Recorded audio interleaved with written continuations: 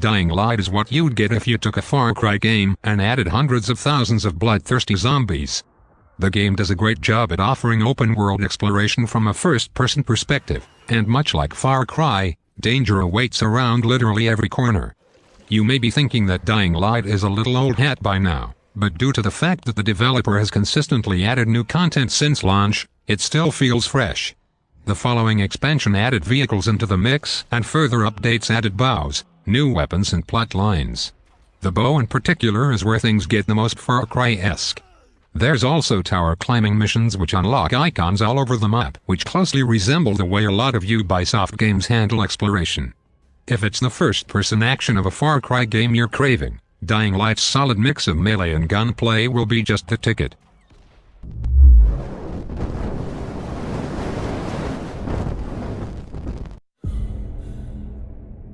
If it's the constantly feeling of impending death you're after, look no further than Ark Survival Evolved.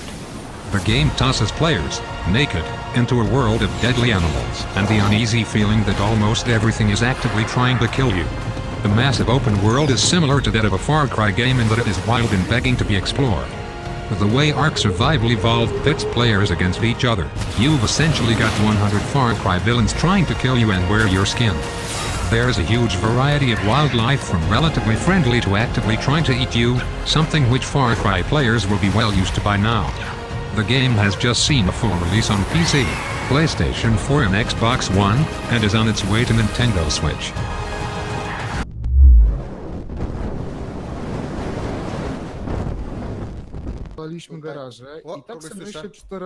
Desolate is another game with a giant world about as welcoming as your prom date's father.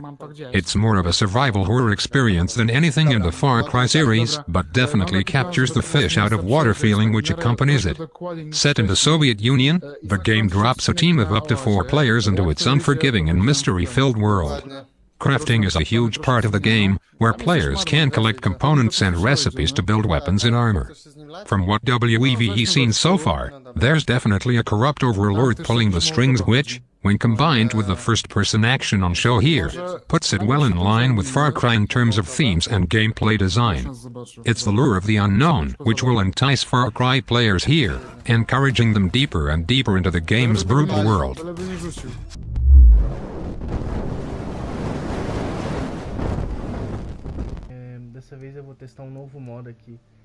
As video game plot lines go, Far Cry 5 Second's cult leader occupation of an American town is pretty out there.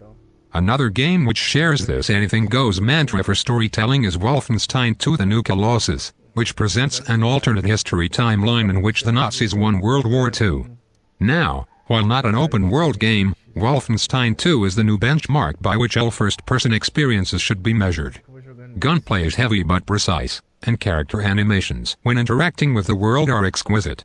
If Far Cry 5 players enjoyed the first-person shooter lead chaos which permeates the experience, then they should get a whole lot out of Wolfenstein 2. The characters are Far Cry levels of dynamic, and the two share themes of a dangerous regime threatening American citizens, albeit on different scales.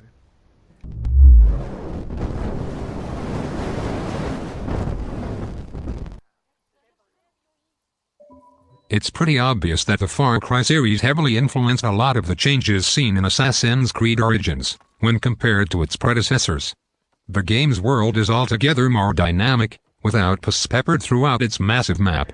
Its approach to wildlife is taken directly out of the Far Cry series, which is of course not surprising, considering Ubisoft owns both franchises.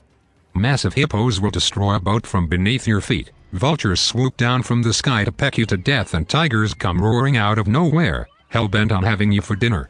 The game's crafting system has a lot in common with, say, Far Cry 4, in that different types of animals yield different types of leather, which can be used to upgrade ammo pouches and armor. Assassin's Creed Origins is a great example of what a third-person Far Cry game might look like, taking elements from the series and mixing them with the trademark Assassin's Creed love for history.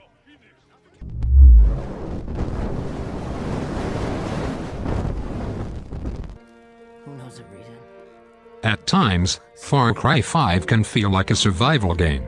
When you're caught low on ammo, with just a knife to fend off an incoming attack from a pack of wolves, every available avenue of escape must be weighed up in an instant.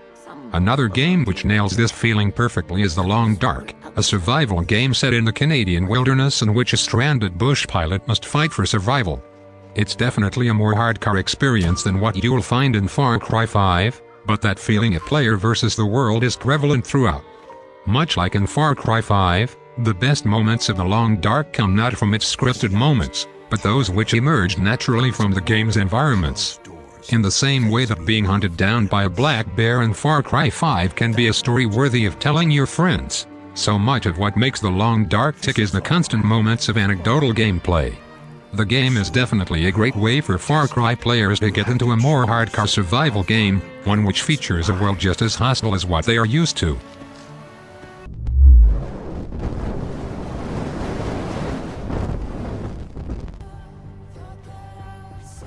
Rise of the Tomb Raider is a totally different beast than its predecessor.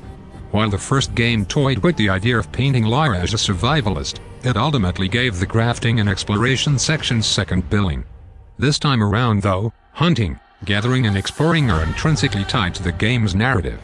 It's more open than anything we've seen in the series before, with tombs to explore and dangerous wildlife to contend with. The game features the same gameplay loop seen in the Far Cry series.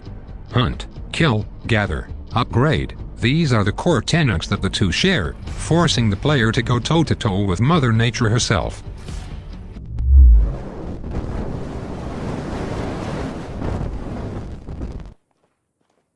Ghost Recon Wildlands is a bit like being part of a military squad sent to clean up the aftermath of a Far Cry game.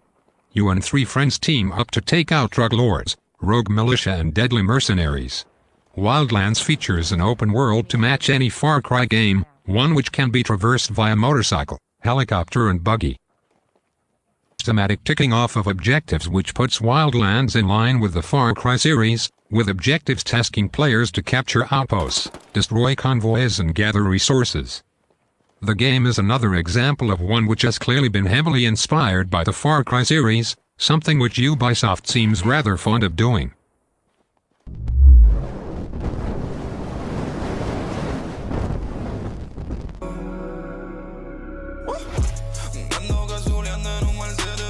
Overthrowing a benevolent dictator is fun regardless of what game you're playing. The Far Cry series has always been one of the most chaotic ways to do it though, with fire seeming to have a life of its own, and the fact that you can wingsuit into a heavily guarded base. Another game which captures this particularly volatile blend of chaos and firepower is Just Cause 3. Wingsuit about, surf on the roofs of cars, and attach sticky bombs to everything in sight.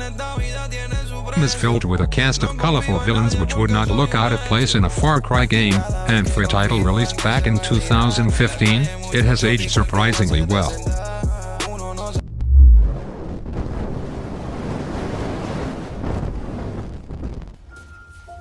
Setting a forest full of snarling cannibals ablaze while wrapping up a pouring wound on your arm never felt better. The forest emulates that constant out-of-your-depth feeling which Far Cry does so well, and puts a horror tinge on it. The game allows you to scavenge and build defenses during the day, so that you can survive against the onslaught of monsters during the night. It proves once again that first-person action has a special kind of magic when it comes to combat and exploration.